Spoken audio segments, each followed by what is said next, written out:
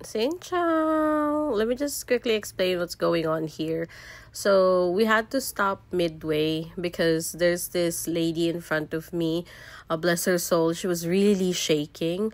Right, probably because of the altitude. Sobrang taas din kasi nito, right? So you may wanna gauge kung kaya talaga yung activity. So initially, I thought I could walk past them. So I just said if they could step aside for a few minutes. Pero hindi yata possible kasi yung weight naming tatlo. But anywho, I informed the staff na lang para alam din nila that she wanted to go back. And true enough naman, nag-promise yung staff na he said just 2 minutes. Kaya minumercha ko sa kanila to wait for at least 2 minutes. And it didn't take long. Nandiyan na agad si kuya and he tried to rescue her. All he did was change the line.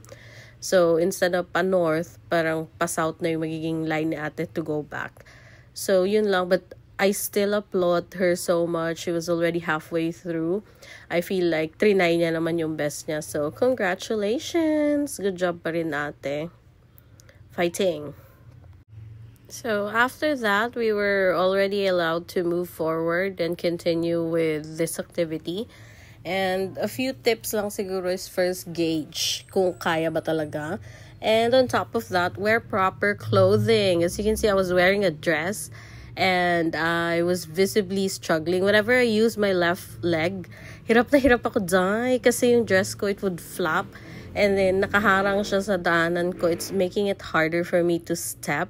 So, I feel like if I would have worn pants, it would have been a lot easier. Pero, since nandito na tayo, laban ng mga Swiss. So, I consider this as one of the bravest things that I've ever done in my life. So, yeah, enjoy ko ang every moment. Xin chào! Bye-bye!